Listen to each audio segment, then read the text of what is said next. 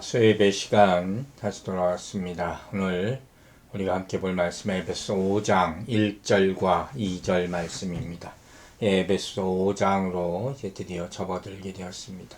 자, 오늘 우리가 볼 본문에서 사도 바울은 하나님의 사랑을 받는 에베소 교회 성도들에게 하나님을 본받는 자가 되라 이렇게 말하고, 또 그리스도께서 행하신 것을 따라 행하는 자가 되라 이렇게 또 권면합니다. 즉 되라 하는 말과 행하라 하는 두 가지 동사를 강조하는 것이요, 또 이 강조하는 순서를 통해서 행함 이전에 먼저 됨이 전제되어야 한다는 사실을 보여줍니다. 자, 그렇다면 먼저 무엇이 되어야 하나부터 보겠습니다. 본문은 하나님을 본받는 자가 되라 이렇게 말합니다. 여러분. 자, 어떻습니까? 말은 쉽죠. 하나님을 본받는다는 것. 이 시작부터 이 실천이 참 어려운 그런 말씀이 오늘 본문 말씀이라고 저는 느껴졌습니다. 과연 어떻게 하면 하나님을 본받을 수가 있을까요? 오늘 본문을 깊이 묵상해 봐야 될 것 같습니다. 먼저 5장 1절 말씀 읽겠습니다. 그러므로 사랑을 받는 자녀같이 너희는 하나님을 본받는 자가 되고 이렇게 말합니다. 먼저 본문은 그러므로 라는 접속사로 시작을 합니다.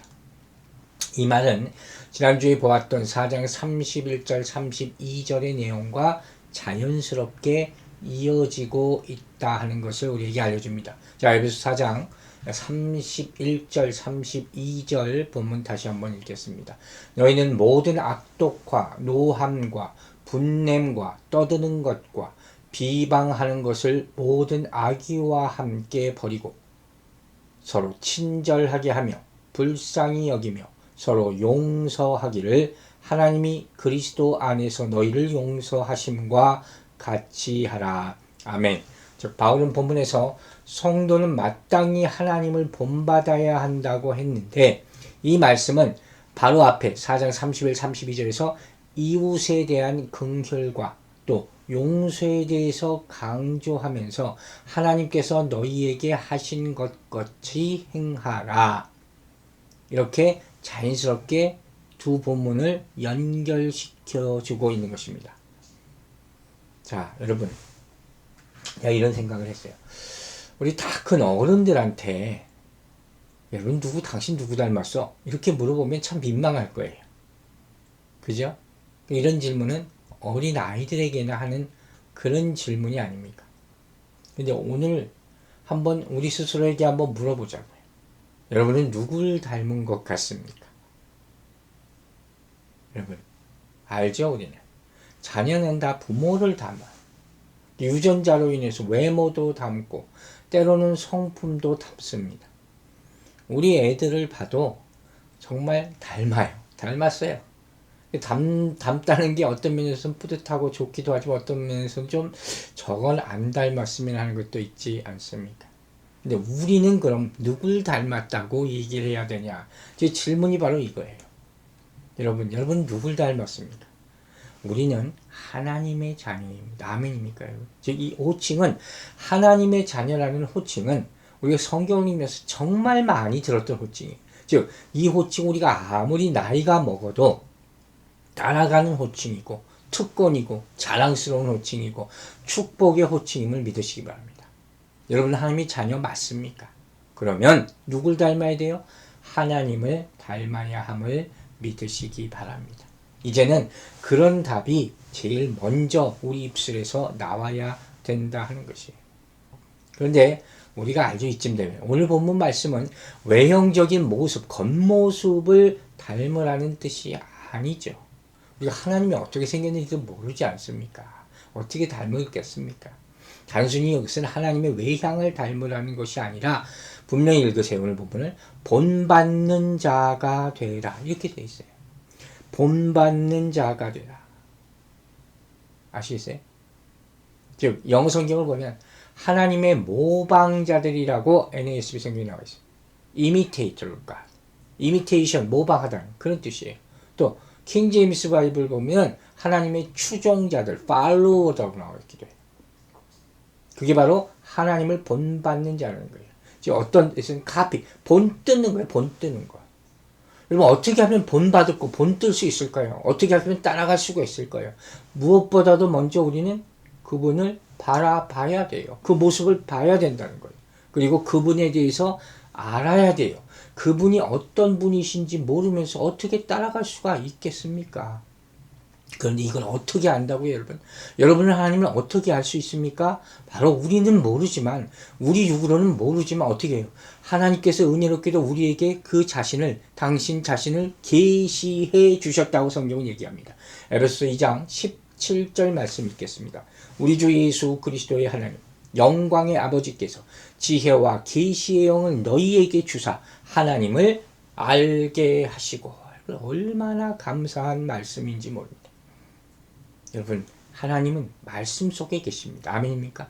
예수 그리스도 안에 계십니까? 아멘입니까? 그리고 피조 세계 전체에 나타나 계심을 믿으시기 바랍니다. 그것을 로마서 1장 19절에서 뭐라고 그랬죠? 이는 하나님을 알만한 것이 그들 속에 보임이라. 하나님께서 이를 그들에게 보이셨느니라. 할렐루야. 하나님이 없다. 하나님이 보이지 않다. 어떻게 볼 수 있느냐 하는 사람에게 이 말씀 꼭 기억하고 전하게 되기를 주의 이름으로 축원합니다. 자, 그렇다면 우리는 과연 하나님의 뭘 모방해야 될까요? 뭘 따라가야 될까요? 여러분, 성도는 영적인 아버지인 하나님의 속성을 그대로 모방하는 자가 되어야 할 줄로 믿습니다. 아멘입니까, 여러분? 그런데 여기 좀 어려움이 있어요. 문제가 있다 하는 것이에요. 자, 무슨 문제가 있을까요? 하나님의 속성을 우리가 다 카피하려고 해도 할 수가 없단 말이에요. 무슨 뜻이냐? 하나님께만 속한 그런 전유물 같은 것이 있어요.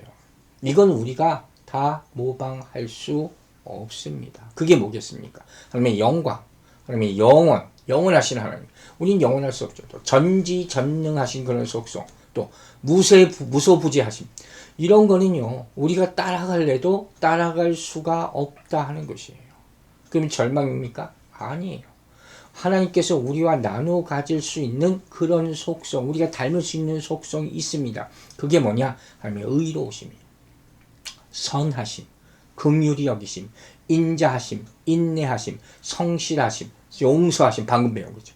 이런 것들을 우리가 배울 수 있습니다. 이런 것들을 따르려, 이런 속성들을 따르려 힘쓰는 여러분과 저가 되길 주의 이름으로 축원합니다. 그러므로 그분을 닮는다는 이 말씀은 바로 에베소 4장 24절에서 우리가 먼저 배웠던 하나님을 따라서 의와 진리와 거룩함으로 지으심을 받은 새 사람을 입는다 하는 말씀과 일맥상통하는 그런 말씀이다 하는 것을 깨닫게 되기를 바랍니다. 즉 우리는 그리스도인으로서, 에베소 성도들한테 보내는 거니까, 그리스도인으로서 육적으로는 육신의 부모를 당연히 닮죠. 그러나 영적으로는 누구를? 영의 아버지이신 하나님을 닮게 되는 것입니다. 닮아야 되는 것이에요. 여러분, 마치 어린아이가 부모를 따라 모방하듯이, 그리고 하나님의 성품을 본받아야 하고 하나님의 지혜를 따라 살려고 힘써야 되고 그분의 인격을 닮아야 할 줄로 믿으시기 바랍니다. 그리고 정말 중요한 것이죠. 우리가 가장 본받아야 할 하나님의 성품은 뭐겠습니까? 바로 사랑이에요. 사랑. 여러분 잊지 마시기 바랍니다. 오늘 결국 이 사랑에 관한 얘기를 하게 될 것이기 때문에 여러분, 우리들은 왜 하나님을 모방해야 되나요? 그것이 왜 가장 큰 이상이 되어야 하나요? 그 이유는 뭔지 아세요? 본문에 뭐라고 나와 있습니까? 먼저 우리가 그분의 사랑을 입은 자이기 때문이다. 이렇게 표현하고 있어요. 이 말씀을 우리가 읽기 때문에 우리가 이 추상적인 이 말을 추하해 볼 수 있는 거예요. 여러분, 본절에서 이 사랑을 입은 자녀같이라는 말은 무슨 뜻이냐? 사랑을 입은 자녀라는 신분에 걸맞게, 그런 의미예요. 즉 하나님과 성도의 관계가 바로 부모와 자녀와의 관계 같은 것인데 사랑이 매개가 된다 하는 그런 말씀이죠. 1절은 하나님과 성도의 관계성에 대한 말씀이라는 사실을 우리가 전제로 두고 있어야 돼요.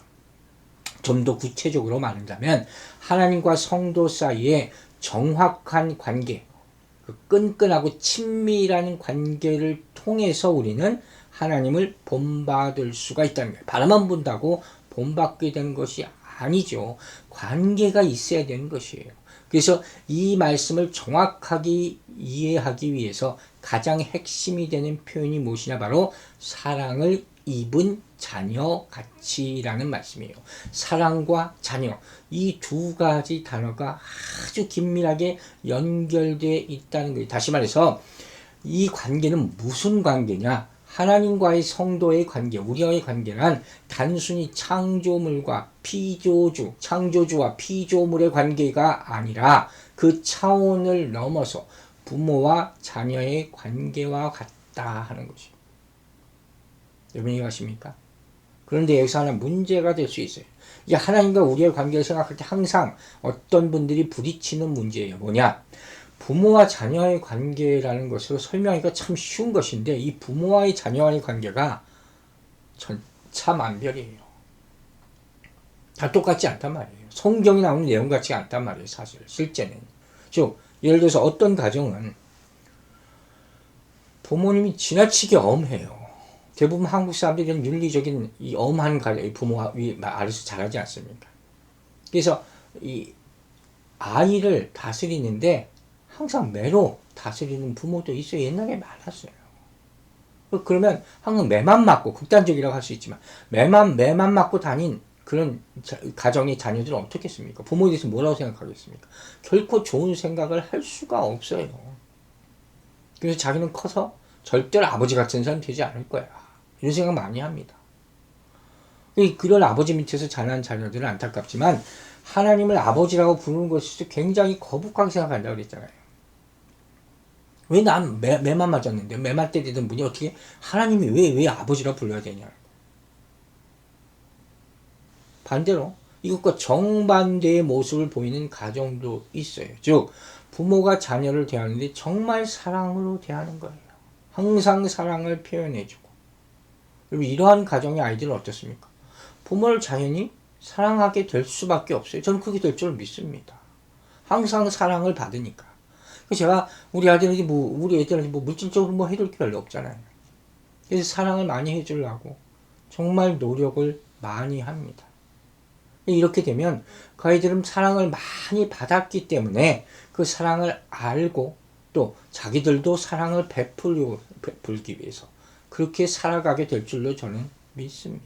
닮아간다는 거예요. 우리 애들을 보면 이 형서는 제 영성을 많이 닮았어요. 그리고 이진을 보면 사람들이 다 이게 나 외모를 많이 닮았다. 그래서 저 좋은 거를 많이 담기를 바라는 거예요. 어쨌든 간에 여러분, 이런 사실을 전제로 다시 우리 본문을 돌아보자는 거예요. 즉 어찌하여 하나님을 본받는 자가 되어야 됩니까? 하고 질문한다면 대답은 뭐가 돼야 되냐? 우리가 하나님의 사랑을 받은 자녀이기 때문이다. 이렇게 대답해야 된다는 거예요. 이건 도덕적인 거, 윤리적인 거, 선한 이런 관계가 아니에요. 이것과 부모와 자식 간의 관계는 비교할 수 없는 것이죠. 그래서 우리가 하나님의 사랑에 대한 우리가 인간의 반응을 한마디로 얘기한다면 바로 뭡니까? 바로 본받는. 난 본받기를 원합니다. 이런 말이 바로 나와야 된다는 거예요. 자, 그런데 여러분, 자 봅시다. 우리가 이 사실 이 말씀만 뚝 띄워놓고 생각한다면 하나님을 본받는다는 거예요. 이게 참 세상에 이렇게 어려운 일이 없을 거예요. 그래서 어떤 사람은 하나님 닮는다는 것은 참 불가능한 일이다. 인간의 노력과 의지로는 이게 어떻게 가능한 일인가, 이렇게 얘기할 수가 있을 거예요. 그런데 우리가 완벽하게는 닮을 수 없겠죠. 그러나 지금 본문에서 바울 사도가 말한 건 뭡니까? 우리가 하나님으로부터 받고 있는 사랑, 즉 하나님과의 그 관계를 깨닫고 나면, 정확하게 알고 나면, 그러면 그 상황이 달라질 수가 있다는 거예요. 즉 우리가 하나님과 이러한 관계, 아버지와 자식 간의 관계가 있음을 알고 또 이 많은 사랑을 받았다는 것을 깨닫고 나서 아버지 하나님을 바라본다면 이것은 가능할 수 있다는 거예요. 인간관계에도 마찬가지잖아요. 우리가 하나님의 사랑을 깨닫고 하나님을 사랑하기 시작하면 그 다음부터 어떤 변화가 일어날 것 같습니까? 절대로 아버지가 미워하시는 일 안 합니다. 싫어하시는 일 안 합니다. 아버지가 실망시켜드리는 일을 저절로 하지 않게 됩니다. 변하게 되는 거예요. 대부분의 반항은 불만이 있어서 나오는 거예요. 상처가 있어서 나오는 거잖아요. 저절로 하나님이 가지시는 성품을 나 또한 담게 된다 하는 거예요. 이건 내 힘으로 되는 일이 아니라 어떻게 하나님이 주시는 하나님으로부터 받은 사랑으로 말미암아 그 힘으로 되는 거예요. 율법으로 안 돼요. 억지로 안 된다는 거예요. 그리고 결정적으로 바울 사도가 우리가 어떻게 이런 소망을 가질 수 있는가를 로마서 5장 5절에서 얘기를 해 줍니다. 자, 로마서 5장 5절 말씀이 있겠습니다. 소망이 우리를 부끄럽게 하지 아니함은 우리에게 주신 성령으로 말미암아 하나님의 사랑이 우리 마음에 부은 바 됨이니. 아멘입니까? 다시 한번 읽을게요. 소망이 우리를 부끄럽게 하지 아니함은 우리에게 주신 뭐로 말미암아? 성령으로 말미암아 하나님의 사랑이 우리 마음에 부은 바 되었다. 여러분 여기 확신 가지시기 바랍니다. 즉 성령을 통해 우리가 중생할 때 우리에게 이런 놀라운 사랑이 부어지게 된다는 사실을 믿으시기 바랍니다. 여러분 하나님과 우리와 이런 관계에 있어요. 자, 이제 바울의 첫 번째 권면인 이렇게 되라 하는 권면에 의하여 행함, 이 행함에 대한 말씀을 보겠습니다. 에베소 5장 2절 말씀이 있습니다. 그리스도께서 너희를 사랑하신 것 같이 너희도 사랑 가운데서 행하라. 그는 우리를 위하여 자신을 버리사 향기로운 제물과 희생제물로 하나님께 드리셨느니라. 좀 더 구체적으로 하는 거죠. 즉 하나님을 본받으라고 1절에서 말했잖아요. 이제 본절에서는 뭐라고 합니까? 이를 실천하는 첫 번째 구체적인 방법으로 어떻게 하라고요? 그리스도의 사랑을 본받으라 하는 거예요. 어떻게 본받을 수 있느냐? 그리스도께서 우리를 사랑하셨으므로 우리도 역시 사랑을 행하는 것이 마땅하다. 이렇게 딱 정의를 내려버려요.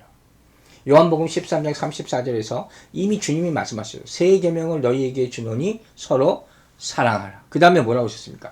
내가 너희를 사랑한 것 같이 너희도 사랑하라. 얘기했잖아요.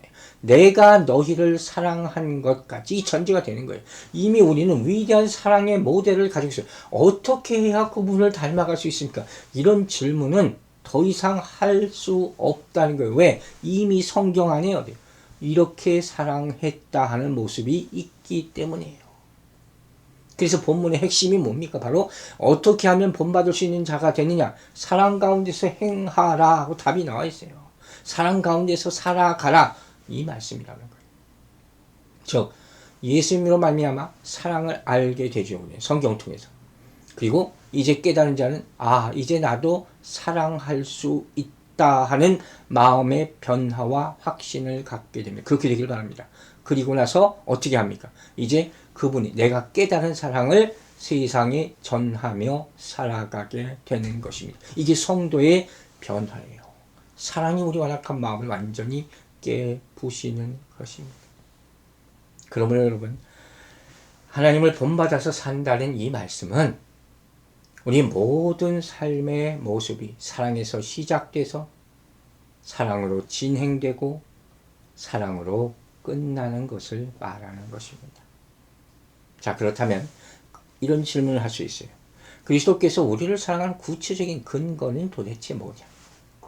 그분이 우리를 사랑하셨다는 것을 정말 가슴 깊이 느낄 수 있는 근거가 뭐냐? 여러분 사실 이 얘기 제가 굉장히 많이 인용하고 제가 너무도 좋아하는 말씀입니다. 바로 어디 있습니까?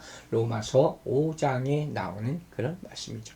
오늘 로마서 5장 8절 말씀 읽겠습니다. 우리가 아직 죄인 되었을 때 그리스도께서 우리를 위하여 죽으심으로 하나님께서 우리에 대한 자기의 사랑을 어떻게 해요? 확증하셨느니라. 아멘. 할렐루야. 여러분, 우리는 우리 자신에 대해서 정말로 확실히 알아야 돼요. 진실하게 알아야 돼요.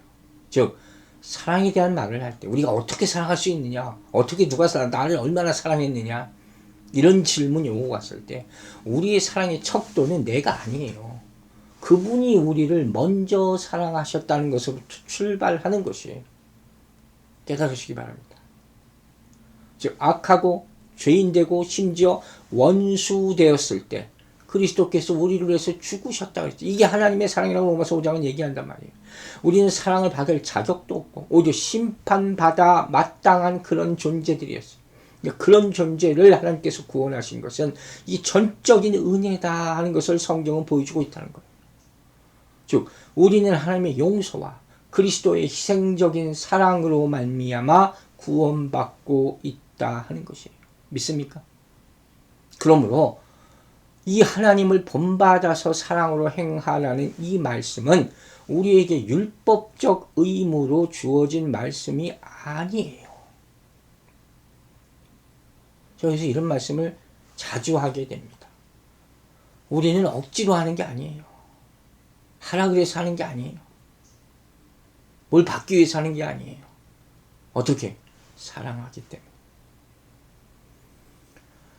그러면 어떻게 사랑하라고요? 주님께서 보여주신 그 모습 그대로. 여러분 그 모습은 어떤 모습이었습니까? 주님께서 보여주신 그 사랑의 모습의 특징, 그것이 뭔지 아십니까? 바로 희생이에요. 희생. 여러분 그분의 사랑은 unconditional, 무조건적인 것, sacrificial, 희생적인 사랑임을 잊지 마시기 바랍니다. 그리고 그 무조건적이고 희생적인 사랑이 나타난 곳이 어디냐? 바로 십자가라는 거예요. 그래서 오늘 본문에 나오는 거예요. 이 말씀이. 향기로운 제물, 희생제물이 되셨다. 십자가의 제물이 되심. 이게 바로 하나님의 사랑이 나타난 모습이라는 거예요. 여러분 이거 세상 사람들은 도저히 상상할 수가 없습니다. 왜? 세상의 사랑은 아가페의 사랑이 아니기 때문이에요. 아시겠습니까? 예수 그리스도는 자신을 하나님께 뭘로 드렸어요? 제물로 드렸어요. 향기로운 제물, 하나님이 흠양하실 제물. 아무거나 아니죠. 하나님이 아무거나 받지 않으시니까. 또 희생제물, 자기 스스로를 죽여서 드리셨단 말이에요. 아들이 죽음을 아버지가 안 받을 수가 없게 만들어 버리는 거예요. 그러니 세상의 표현, 사랑의 표현과 성경에 나오는 예수 그리스도 하나님의 사랑의 표현이 같을 수가 없는 거예요. 여러분 제물이 뭔지 아시죠? 우리 제물에서 많이 배웠죠. 제사에 드려지는 모든 예물을 통칭하는 거예요. 생축이라고도 오늘 표현이 나왔어요. 생축은 뭡니까? 살아있는 가축이죠. 즉 희생 제물을 가리키는 거예요. 즉 오늘 보면 구약의 말씀을 인용했어요. 구약 개념으로 볼 때 이 희생 제물은 뭡니까? 인간의 죄를 대신해서 죽지 않는 제사장이 죽이잖아요. 그래서 제단에서 피를 뿌려주고 이 불로 태워서 그 향을 하나님께 올려드리는 것. 이게 바로 사랑이라는 거예요. 어마어마한 의미를 담고. 그리고 이것을 바울은 어떻게 해요? 그리스도와 연결시키는 거예요. 이게 바울이 한 일이에요. 예수 그리스도까지 성경이 끝났다면 우리와 관계를 모르죠. 그러나 바로 예수 그리스도의 십자가의 죽으심이 이 제사다는 것을 설명해 준 사람이 바로 바울이란 말이에요. 그리고 예수 그리스도께서 자기 스스로를 제물과 생축으로 드리셨다, 죽으셨다는 말은 하나님과 화해할 수 있는 그 사랑을 회복할 수 있는 유일한 길을 누가? 예수 그리스도께서 십자가 위에서 여셨다는 그 뜻이라는 것입니다. 자, 말라기 1장 6절에 귀한 말씀이 나옵니다. 내 이름을 멸시하는 제사장들아, 나 만군의 여호와가 너희에게 이르기를 아들은 그 아버지를 종은 그 주인을 공경하나니 내가 아버지일진데 나를 공경함이 어디 있느냐? 공경은 볼 수가 없었다는 거예요. 내가 주인일진데 나를 두려워함이 어디 있느냐? 두려워하지 않았다. 하나님을 향해 한 말씀이에요. 너희는 이르기를 우리가 어떻게 주의 이름을 멸시하였나이까 하는도다. 이스라엘에게 말하는 것이죠. 이스라엘 백성들은 제사를 드리는데 형식적으로만 드렸다는 거예요. 전혀 공경하는 마음이 없고 두려워하는 마음이 없었어요. 이것을 통해서 하나님의 사랑을 회복할 수 있다는 것을 뭐예요? 생각하지 말았다는 거예요. 몰랐어요. 제사의 본질이 뭐라는 것을 하나님께서 이미 말씀해 주셨는데도 불구하고 잃어버렸든지 무시했든지 이랬다는 거예요. 하나님께서는 이미 구약시대에서 이렇게 계속 말씀해 주셨어요. 미가 선지자들을 통해서도 이런 말씀을 주십니다. 자, 미가서 6장 7절 8절 말씀 있어요. 읽겠습니다. 미가서 6장 7절 8절이에요. 여호와께서 천천의 수량이나 만만의 강물 같은 기쁨을 기뻐하실까? 기름을 기뻐하실까? 자, 내 허물을 위하여 내 마다를 내 영혼의 죄로 말미암아 내 몸의 열매를 드릴까? 사람아, 주께서 선한 것이 무엇임을 내게 보이셨나니 여호와께서 내게 구하는 것은 오직 정의를 행하며 인자를 사랑하며 겸손하게 내 하나님과 함께 행하는 것이 아니냐. 얼마나 아름다운 말씀입니까? 하나님께서 이렇게 가르쳐 주셨어요. 그런데 이스라엘은 이렇게 하지 않았다는 거예요. 못했다는 거예요. 그런데 누가? 그리스도께서 그러한 하나님의 소망을, 하나님의 말씀을 성취하셨다. 어디서? 십자가 위에서. 예수 그리스도께서 성육신하셔서 십자가에 죽으셔서 자신을 완전한 희생으로 드림으로 말미암아 하나님 앞에서 범죄한 모든 인류의 죄까지 사함받게 하시고 그 깨어진 사랑의 관계를 회복하게 되었다 하는 것을. 그러므로 여러분, 그리스도의 사랑이 어떤 사랑입니까? 바로 우리를 위하여 자신을 버리사 향기로운 제물과 생축으로 하나님께 드리신 사랑이다 하는 얘기예요. 먼저 뭐라고 했어요? 우리를 위하여. 이 말은 우리를 대신하여. 아멘입니까? 이거 믿으셔야 돼요. 나 대신. 고린도서 5장 21절. 하나님이 죄를 알지도 못하신 이를 우리를 대신하여 죄로 삼으신 것이 나오지 않습니까? 우리로 하여금 그 안에서 하나님의 의가 되려 하십니다. 우리 스스로 안 돼요. 우리 의로는 안 돼요. 아무도 못해요. 예수 그리스도께서 대신하셨음을 믿으시기 바랍니다. 십자가에서 또 무슨 일이 일어나고 있습니까? 자신을 버리셨다 했어요. 우리를 대신해서 자신을 버리셨다. 베드로가 이걸 깨닫고 얘기합니다. 베드로전서 2장 24절 말씀 보도록 하겠습니다. 친히 나무에 달려 그 몸으로 우리 죄를 담당하셨으니 이는 우리로 죄에 대하여 죽고 의에 대하여 살게 하려 하십니다. 그가 채찍에 맞음으로 너희는 나음을 얻었나니. 여러분, 죄가 의로 되는 순간이 이 말씀 안에 비밀로 담겨져 있음을 믿고 암송하고 선포하기를 주 이름으로 축원합니다. 우리는 향기로운 제물입니까? 우리는 희생 제물이 되고 있습니까? 예수 그리스도를 구세주로 믿는다면 우리도 이 제물로, 이 제물됨으로 말미암아 하나님께 매일마다 나아가야 될 줄로 믿으시기 바랍니다. 바로 이것이 오늘 본문의 말씀이에요. 우리가 다 아는 대로 십자가에서 예수 그리스도는 죽으셨습니다. 이것이 어떤 강제적인 힘이 아니에요. 쫓겨가다가 어쩔 수 없어서 십자가에 죽을 수밖에 없구나. 죄가 있어서 죽을 수밖에 없구나. 이게 아닙니다. 어떻게? 친히 자신을 버리심으로. 친히 자신을 버리심으로. 이걸 뭐라고 합니까? 바로 사랑의 극치라 얘기하는 거예요. 이게 사랑이라는 거예요. 그러면 여러분, 우리가 사랑 가운데 행하기 위해서 가장 중요한 것은 무엇이겠습니까? 방금 얘기했어요. 뭡니까? 자신을 버리라 하는 거예요. 그분에게 맡기고 그분이 대신해 준다고 했기 때문에 자신을 버리라. 여기서 버리라는 말은 모든 특권을 버렸다는 거예요. 내가 가질 수 있는 것을 주장하지 않았다. 비웠다. 소유를 포기했다. 소유 일부만을 버린 것이 아니라 다 버렸다. 버리세요. 사랑이란 그런 거라고 성경이 얘기하고 있는 거예요. 여러분이 가지고 있는 사랑에 대한 생각을 오늘 다 지우시고 오늘 말씀으로 채우시기를 바랍니다. 나를 버리는 데까지 이르지 않으면 절대로 이 사랑을 받을 수도 없고 이룰 수도 없다고 성경이 얘기하고 있는 거예요. 여러분, 왜 우리의 사랑은 항상 이렇게 완벽하지 못하고 항상 이렇게 좀 얄팍하다 그럴까요? 왜 항상 그렇게 보일까요? 그 이유가 뭔지 아세요? 오늘 본문이 얘기해 주는 거예요. 그것은 우리가 사랑을 베푼다 할 때 내가 가지고 있는 그 알량한 것으로 할 수 있는 것이라고 착각하고 있기 때문이에요. 그것을 내가 뭐 가지고 있는 게 뭐 대단하다고 그것 주는 것이 사랑이라고 잘못 생각하고 있기 때문이에요. 그러니 우리 말하는 사랑, 우리가 보여주는 사랑이 시시한 거예요. 결국 실패하고 실망하고 서로 상처 주고 상처받고 이렇게 될 수밖에 없는 거예요. 또 여러분 생각해 보세요. 우리가 사랑 좀 실천하려고 하면 이게 왜 이렇게 어렵습니까? 왜 그런지 아시죠? 사랑해야 되는데, 사랑해 줘야 되는데 그 순간에 사랑하는 마음이 안 생겨요. 여러분 성경에서 말하는 사랑은 내가 사랑할 수 있는 사람을 사랑하는 게 아니죠. 원수를 사랑하라. 미운 생각이 드는 거예요. 그게 더 많은 거예요.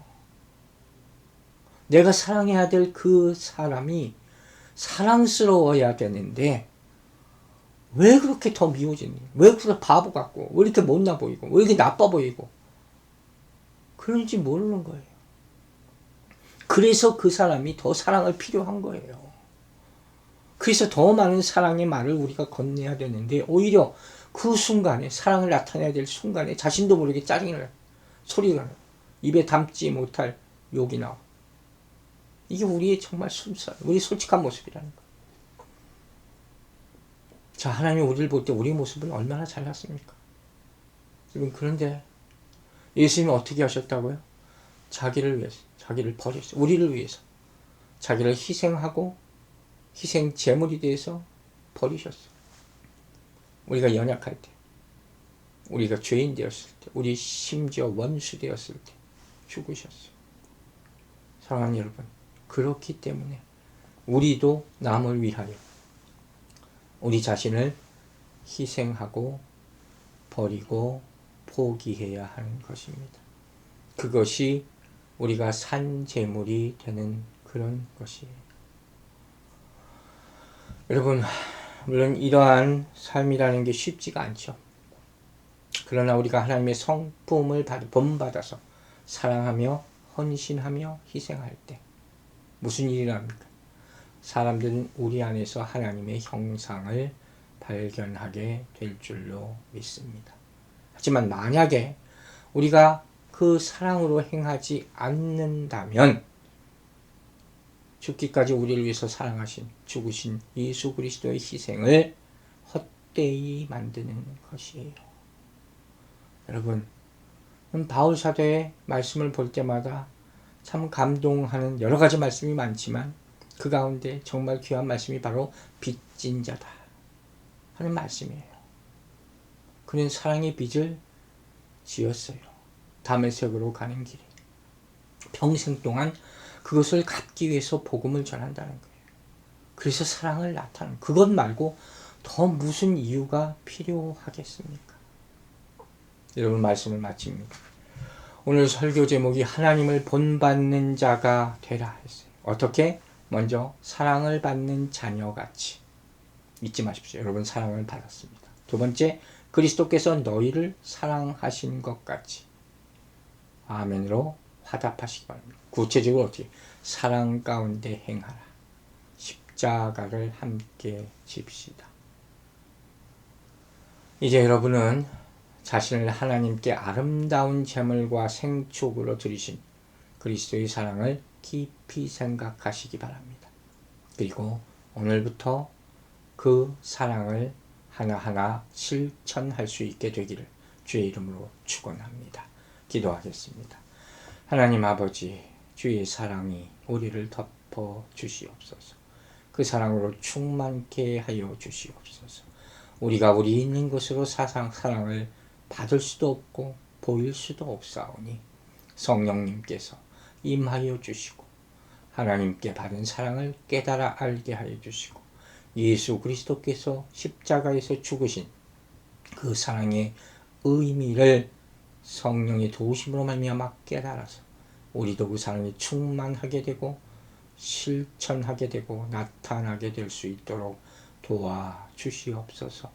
주의 사랑이 우리를 완전하게 지배하게 도와주실 줄로 믿사오며 그리고 나타낼 수 있도록 우리를 변화시켜 주실 줄로 또한 믿사오며 우리를 사랑하셔서 십자가에 못 박혀 죽이시고 부활하신 우리 구주 예수 그리스도의 이름으로 기도했습니다. 아멘.